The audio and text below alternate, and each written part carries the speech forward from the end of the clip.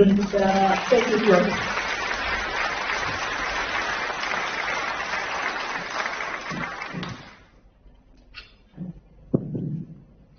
Well, good afternoon, ladies and gentlemen, to my government of Indonesia, Colleague Mudong, Mr. Bobby from the government of Indonesia, ladies and gentlemen. So, perhaps I have the unique advantage of having spanned both Indonesia in my career from 2001 to 2004. Saya sebelumnya kerja di Jakarta 3 tahun di Indonesia, 2001 untuk 2004.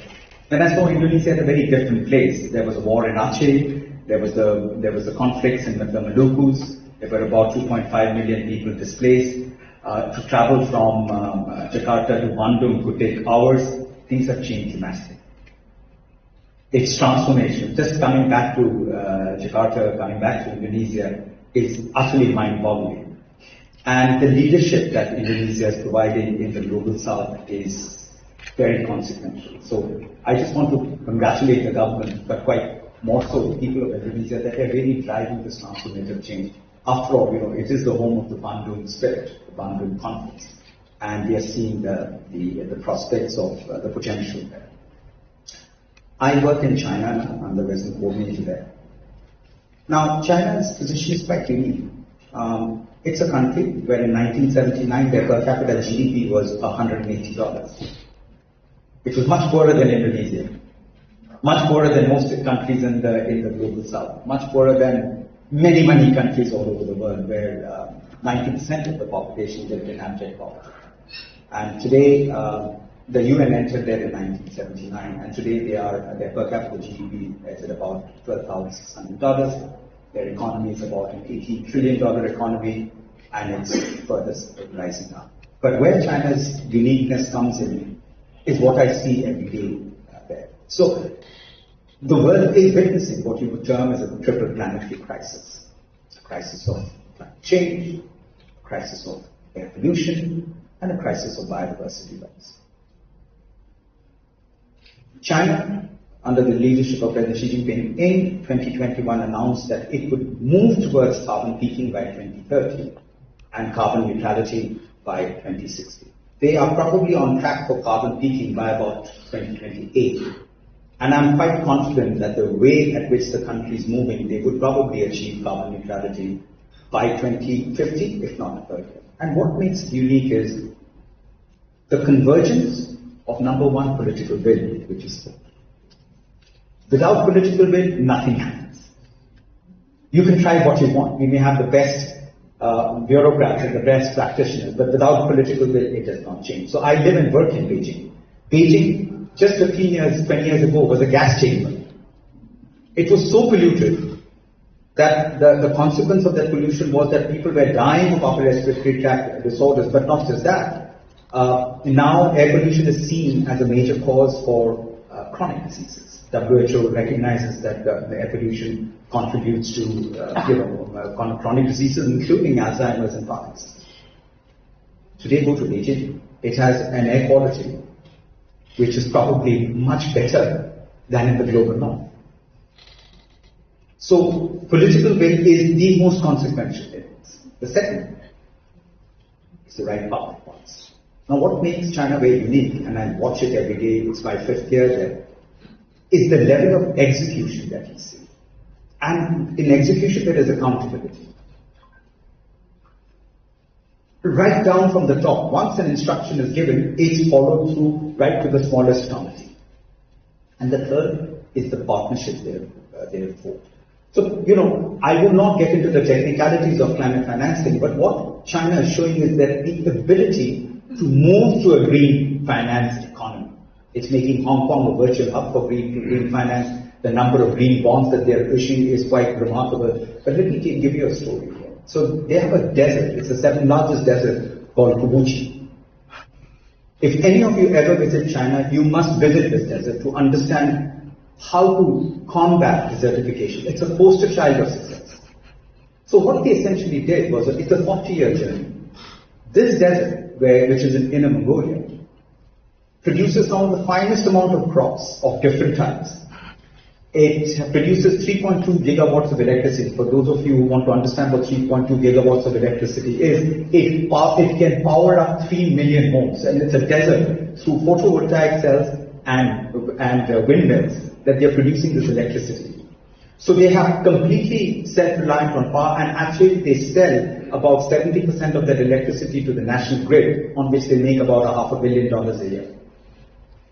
So it's quite remarkable when you go there. These are like looking at sand dunes which you find in the Sahara Desert. Those sand dunes have been taken. And you have trees there and vegetation there, and it's just quite remarkable how they have converged big data technology and innovation to make that gigantic leap. Now, this is where exactly South-South cooperation, South-South cooperation will be critical to this, and I see China's leadership, regardless of member states who want to stay in the Paris Agreement or don't want to stay in the Paris Agreement, it's inconsequential. But what can happen in Asia is if the Asian ecosystem can really come together and drive that kind of transformational change. And really, coming here to Jakarta and witnessing this Asia exchange and seeing such an array of Indonesians here who have really inspired me. Incredible, because as I say, I've seen this country over 25 years ago in a very, very different context. So it's quite remarkable, the achievements here. So I mean, when I said that, I took the what do you call it, the whoosh? Yeah. It was unbelievable to get into this train from Jakarta and arriving in Bandung in like 20 minutes. I was saying, seriously, are we in Bandung already? This is South-South cooperation. This is how we would be able to emerge. Indonesia does not need to build electric trains when you can get it from your high-speed train, when you can get it from your neighborhood. There's a lot of opportunities of this kind of exchange, and particularly when it comes to the climate agenda. I don't see geopolitical differences should not matter here. What should matter is the consequence of climate change. China can do everything right, but it doesn't live in a bubble. Who was it? John Donne, who said that no man is an island, every man is a piece of the continent. So we are all connected. There's nothing that could happen if we can't, collectively deal with it. So I see incredible opportunities in that space, and that's one of the things that I, in my work as the resident coordinator, have been working with the entire UN system, with the government of China, and that is why Mr. Mudong is here, coming all the way from Jakarta to, flew in here today from Beijing, just to make sure that he's part of this discussion, because there is something which is happening in this ecosystem. I'm also a runner, by the way, and in Beijing, when you go there to see the air quality, it's quite remarkable with a city of that size. So it's possible to do it, and this transition is something which needs to be just.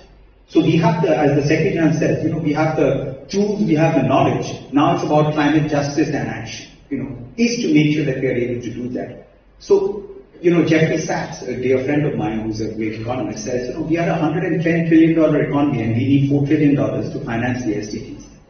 $4 trillion is not big money when we are looking at the size of the global economy. But what we want to make is bankable, and I think you'll hear about that from my dear friend Arm, who's also flown in from Bangkok this afternoon, and has to fly back to Bangkok this evening. So, I really appreciate that he took the time to come in here to speak to this issue. So I said, I don't want to get into the technicalities because frankly, I don't even understand it too well myself. But I know the experts are around here. But what I can tell you is the bigger perspective of how the green financing, the transition to the green ecosystem is going to be where the new jobs are also going to be created. The old jobs are disappearing. So I tell my staff this, the UN is under great stress, you probably will know. So I tell my team this, prepare for a job which AI can't take over. So today, there is, this convergence of big data technology and innovation is really driving change. But I see the greatest opportunity is in the space of green transition. So I hope we will see, more convergence between China, India, the bigger economies coming together to look at what this collective transition would mean. Because Asia, with all the climate challenges that we face, with all the uncertainties that we face, with the sea level rises, the levels of pollution, we have a range of challenges. And I said to you yesterday that we are also, the world is witnessing a series of interlocking crises, but this is where the greatest opportunities are into the future. So I think the leadership of countries such as Indonesia, the revival the Pandan spirit to really drive that kind of change is going to be consequential, more consequential as we head towards COP30. We are in a time where we may not have some of those most powerful countries available in COP30, but it does not matter. The sum should not be determined by the context of individual nation states. And I think here is an opportunity again for Asia to really come together, the ASEAN ecosystem coming together, and people underestimate. I feel that ASEAN is a future Nobel Prize winning entity. And trust me when I say that. Huge potential opportunities which would emerge in this ecosystem. So while there is a rather grim scenario in the broader perspective of things, there are massive opportunities at the micro level. And this to me is a reminder of why this initiative by Rockefeller Foundation on the Asia Exchange is very, very consequential. So I really am looking forward to learning from the experts who will join the panel, and I hope we could have a good interface and a good discussion in looking at what could be some bankable solutions and ideas into the future. So thank you very much.